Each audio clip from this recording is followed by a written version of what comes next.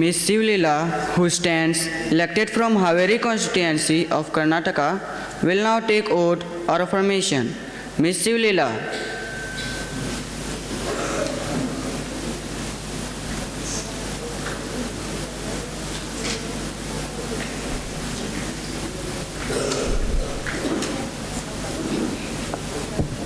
Ma'am, do you want to take oath or affirmation? Oath, please. In which language do you want to take the oath? In Kannada, please.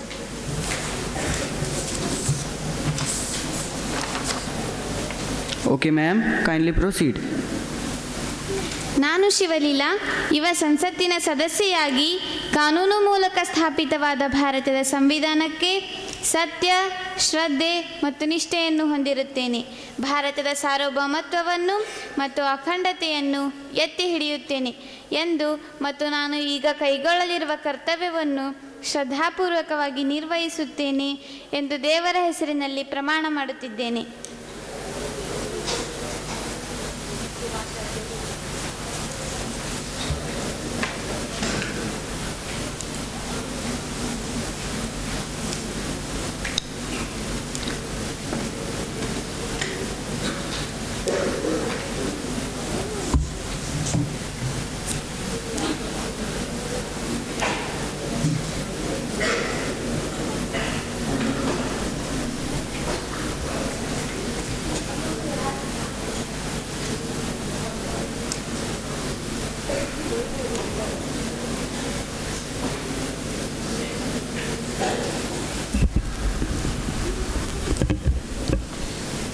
Honorable members, as we met today, it's my duty to inform the House of sad demise of the legendary Indian classical dancer Tish Rakshita.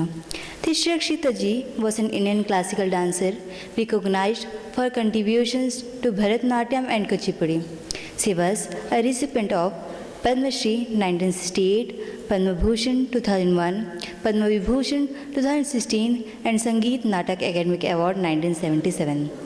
She passed away at New Delhi on 3rd of August 2024 at the age of 84. Her legacy will continue through her exceptional body of work.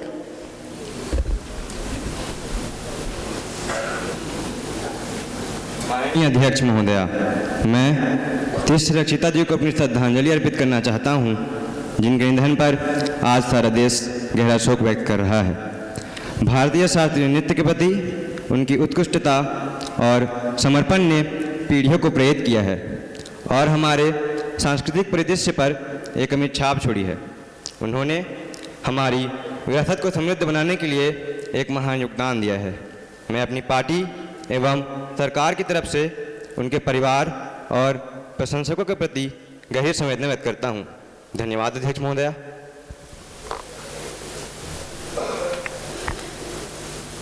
Honorable Speaker Ma'am, it is pain to learn about the passing of legendary classical dancer and Padma awardee Ms. Tish Rakshita ji. India had lost a cultural icon. Her contributions to the world of Bharatnatyam and Kuchipudi are unparalleled, and she also inspired the generations with her grace, dedication and artistry. Thank you, ma'am. I request the House to stand in silence for a while to express our deep sorrow.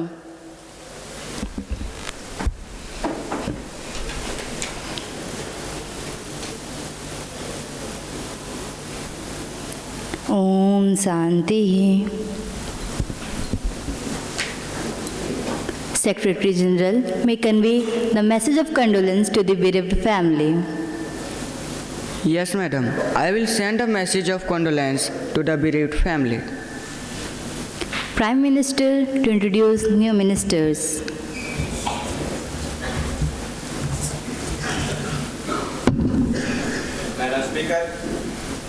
Madam Speaker, I have pleasure in introducing to you and through you to the House my colleagues, the new ministers, Mr. Akhil Nayak, Minister of Coal and Mines,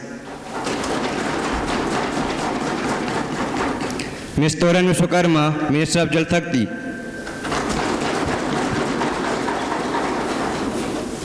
Now, the questionnaire begins. Question number 1. Honorable Member, Ms. Deepika Chaudhary, please. मैं माननीय अध्यक्ष महोदया के माध्यम से माननीय विदेश मंत्री जी से यह जानना चाहती हूँ कि रूसी सेना में सेवारत 40 भारतीय नागरिकों को सुरक्षित और शीघ्र भारत वापस लाने के लिए सरकार द्वारा की गई विशिष्ट कार्रवाइयों का ब्यौरा क्या है? क्या सरकार ने कई भ्रामक भर्तियों की रिपोर्टों के बाद रूसी सेना में भारतीय नागरिकों की भर्ती के लिए इस्तेमाल की जाने वाली प्रथाओं की कोई जांच शुरू की है, और यदि हाँ तो इसका ब्यौरा क्या है? दुनिया भर में अन्य देशों की सशस्त्र सेनाओं में वर्तमान में सेवारत भारतीय नागरिकों की अनुमानित संख्या कितनी है? Honourable foreign minister Piyush Nayak please. माननीय अध्यक्ष महोदया जी, मैं आपके माध्यम से माननीय सदस्य महोदया जी को बताना चाहता हूं कि रूसी सशस्त्र बलों से भारतीय नागरिकों की शीघ्र रिहाई, साथ ही उनकी कल्याण और सुरक्षा सरकार द्वारा विभिन्न स्तरों पर संबंधित रूसी अधिकारियों के साथ दृढ़ता से उठाया गया है। हालांकि ऐसे भारतीय नागरिकों की सही संख्या हमें ज्ञात नहीं है, लेकिन वर्तमान में उपलब्ध जानकारी से पता चलता है कि 13 भारतीय नागरिक पहले ही रूसी सशस्त्र बलों को छोड़ चुके हैं, जबकि अन्य 66 व्यक्ति शीघ्र रिहाई की मांग कर रहे हैं। माननीय अध्यक्ष महोदया जी, रूस की अपनी हालिया यात्रा के दौरान हमारे माननीय प्रधानमंत्री जी ने रूसी सशस्त्र बलों से सभी भारतीय नागरिकों की शीघ्र रिहाई की तत्काल आवश्यकता पर जोर दिया। माननीय अध्यक्ष महोदया जी, भारत के कानून प्रवर्तन अधिकारियों ने रूसी सशस्त्र बलों में सेवा देने के लिए भारतीय नागरिकों को गुमराह करने वाले लोगों के खिलाफ भारतीय कानून के प्रासंगिक प्रावधानों के तहत उचित कार्रवाई की है। अन्य देशों के सशस्त्र बलों में सेवारत भारतीय नागरिकों की संख्या हमें ज्ञात नहीं है। Supplementary question Piyush Chaudhary please. माननीय अध्यक्ष महोदया जी, मैं आपके माध्यम से माननीय विदेश मंत्री जी से यह भी जानना चाहूँगा कि क्या सरकार के पास उनकी सुरक्षा और कल्याण की निगरानी के लिए कोई तंत्र है? यदि हाँ तो उसका ब्यौरा क्या है? मेरा दूसरा प्रश्न यह है कि क्या सरकार को पता है कि नौकरियों के झूठे वादों पर भारतीय युवाओं की संस्कृति विदेश में बढ़ रही है? माननीय अध्यक्ष महोदया जी, हमारे मिशन और पोस्ट विदेशों में सभी भारतीय नागरिकों की सुरक्षा, संरक्षा और कल्याण को उच्च प्राथमिकता देती है। सरकार के संज्ञान में कुछ ऐसे मामले आए हैं जहां युवाओं सहित भारतीय नागरिकों को भ्रामक सूचनाओं के आधार पर धोखेबाज एजेंटों, संस्थानों द्वारा विदेश में नौकरी का लालच दिया गया।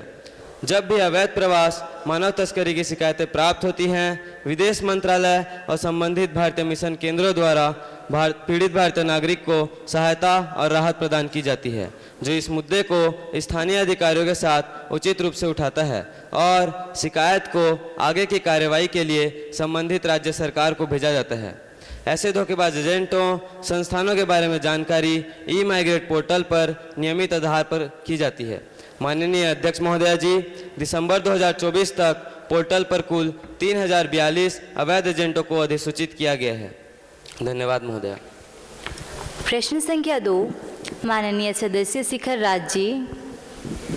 मैं माननीय अध्यक्ष महोदय जी के माध्यम से माननीय सूचना एवं प्रसारण मंत्री जी से पूछना चाहता हूं कि क्या सरकार ने सोशल मीडिया प्लेटफॉर्म की जिम्मेदारी और नैतिक उपयोग को सुनिश्चित करने के लिए कोई उपाय किया है? विशेष रूप से अभद्र भाषा, गलत जानकारी और ऑनलाइन मानहानि से निपटने के लिए क्या प्रसारण एवं सूचना मंत्री जी इनके बारे में बताने की कृपा करेंगे? मेरा सरकार से दूसरा प्रश्न यह है कि क्या सरकार ने सोशल मीडिया प्लेटफॉर्म को नियंत्रित और उनके दुरुपयोग को रोकने के लिए राष्ट्रीय और अंतर्राष्ट्रीय हितधारकों के सहयोग से कोई योजना बना रही है? यदि हाँ तो इसका ब्यौरा क्या है? यदि नहीं तो इसका कारण क्या है? माननीय सूचना एवं प्रसारण मंत्री स्वास्तिक प्रधान जी।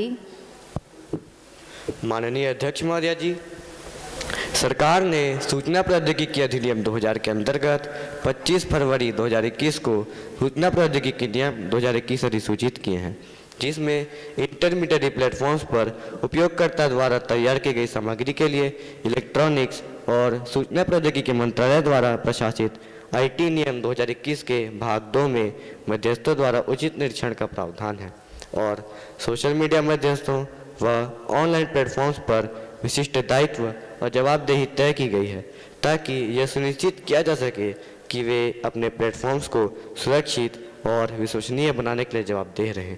ऐसी कोई भी सामग्री न रखें जो आईटी नियम 2021 के नियमों का उल्लंघन करती हो। इस धारा के तहत ऐसी जानकारी लोगों तक न पहुंच सके, इसके लिए उचित निर्देश जारी किए गए हैं, जिससे सांप्रदायिक घृणा फैलाने और सार्वजनिक व्यवस्था में खलल पड़ने की संभावना है। माननीय अध्यक्ष महोदया जी, ऐसी सामग्री को भी अवरुद्ध करने का प्रावधान है, जिसमें भारत की अखंडता, भारत की रक्षा, राज्य की सुरक्षा और विदेश राज्यों के साथ मैत्रीपूर्ण संबंधों पर नकारात्मक असर पड़ता हो। धन्यवाद। प्रश्न संख्या 3, माननीय सदस्य जयश्री निषाद जी। मैं माननीय अध्यक्ष महोदया जी के माध्यम से माननीय शिक्षा मंत्री जी से यह प्रश्न पूछना चाहती हूँ कि केंद्रीय विद्यालय और जवाहर नवोदय विद्यालय में स्वीकृत रिक्त पदों की कुल संख्या कितनी है? क्या यह सच है कि केंद्रीय विद्यालय और जवाहर नवोदय विद्यालय में 30% पद रिक्त हैं? केंद्रीय विद्यालय और जवाहर नवोदय विद्यालय में रिक्त पड़े शिक्षण और गैर शिक्षण पदों की कुल संख्या कितनी है और इन रिक्त पदों को भरने के लिए सरकार द्वारा क्या कदम उठाए गए हैं? माननीय शिक्षा मंत्री चंद्रेश चौहान जी। माननीय अध्यक्ष महोदया जी, मैं आपके जरिए इस सदन को सूचित करना चाहता हूं कि केंद्रीय विद्यालय संगठन और नवोदय विद्यालय समिति द्वारा पदोन्नति, त्यागपत्र, सेवानिवृत्ति, मृत्यु आदि के साथ साथ नए स्ट्रीम की मंजूरी और छात्रों की संख्या में वृद्धि के कारण रिक्तियों के अनुसार रिक्तियों का मूल्यांकन किया जाता है। केंद्रीय विद्यालय संगठन और नवोदय विद्यालय समिति द्वारा रिक्तियों के मूल्यांकन के अनुसार शिक्षण और गैर शिक्षण कर्मचारियों की भर्ती के लिए केंद्रीकृत अधिसूचनाएं जारी की जाती हैं। केंद्रीय विद्यालय संगठन और नवोदय विद्यालय समिति में पूरी भर्ती प्रक्रिया केंद्रीय रूप से की जाती है। माननीय अध्यक्ष महोदया जी, केंद्रीय विद्यालय संगठन और नवोदय विद्यालय समिति से प्राप्त जानकारी के अनुसार 31 मार्च 2024 तक केंद्रीय विद्यालय संगठन में कुल 6,653 रिक्तियाँ और नवोदय विद्यालय समिति में 4,675 रिक्तियाँ हैं, जबकि स्वीकृत पद क्रमशः 56,783 और 24,254 हैं। रिक्तियों को भरना एक प्रासंगिक प्रक्रिया है और इसके भर्ती नियमों के प्रावधानों के अनुसार रिक्तियों का भरने का प्रयास किया जाता है। केंद्रीय विद्यालय संगठन और नवोदय विद्यालय समिति में रिक्तियों के भर्ती के लिए अस्थायी अवधि पर शिक्षकों को नियुक्त किया जाता है, ताकि यह सुनिश्चित किया जा सके कि शिक्षण अधिगम प्रक्रिया में कोई बाधा न आए। Supplementary question, honourable member Dhani Patel please. मैं माननीय अध्यक्ष महोदया जी के माध्यम से माननीय शिक्षा मंत्री जी से यह पूछना चाहती हूँ कि पिछले 5 वर्षों में रिक्त पदों और की गई भर्ती का ब्यौरा क्या है? इनके कब तक भरे जाने की संभावना है? माननीय अध्यक्ष महोदया जी, केंद्रीय विद्यालय से प्राप्त जानकारी के अनुसार कोविड-19 महामारी के कारण केंद्रीय विद्यालय संगठन द्वारा पिछले 5 वर्षों के दौरान केवल 2023 में शिक्षण और गैर शिक्षण रिक्त पदों के लिए भर्ती अभियान चलाया गया है और इसकी सीधी भर्ती के तहत 13,000 नियुक्तियों के प्रस्ताव दिए गए हैं और मार्च 2024 तक सीमित विभागीय प्रतियोगी परीक्षा के तहत 2,914 नियुक्तियों के प्रस्ताव दिए गए हैं। माननीय अध्यक्ष महोदया जी, नवोदय विद्यालय समिति से प्राप्त जानकारी के अनुसार पिछले 5 वर्षों के दौरान रिक्तियों के विरुद्ध नवोदय विद्यालय समिति द्वारा 2019-20 में 2,656 शिक्षण और गैर शिक्षण पदों, 2021-22 में 1,925 गैर शिक्षण पदों और 2022-23 में 2200 शिक्षण पदों पर भर्ती की गई है। रिक्त पदों पर भर्ती के लिए विज्ञापन शीघ्र ही लाया जाएगा, जिसकी सूचनाएं हम वेबसाइट पर जल्द ही प्रदान कर देंगे। धन्यवाद अध्यक्ष महोदया। Question number 4, honourable member Tripti Pradhan please. Honorable Speaker Ma'am, through you, I would like to ask, will the Minister of Education be pleased to state whether government is aware of the excessive fees charged by the coaching institutes for school students appearing in various competitive exams? If so, the details thereof.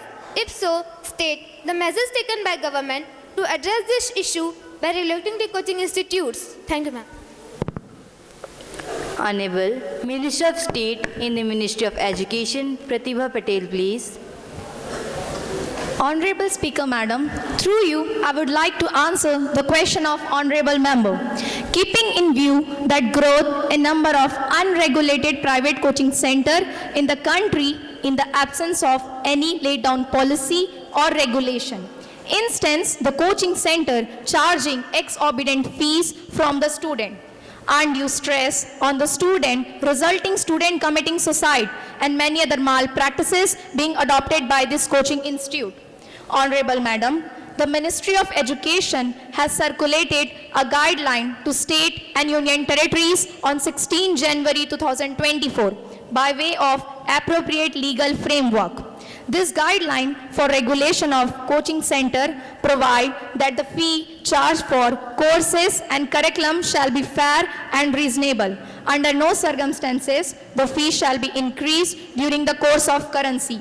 Easy exit policy, refund of fee on pro rata basis, laying emphasis significance on the mental well-being, advocating for the prioritization of counselor, psychologist support within the coaching center, no bad segregation, etc.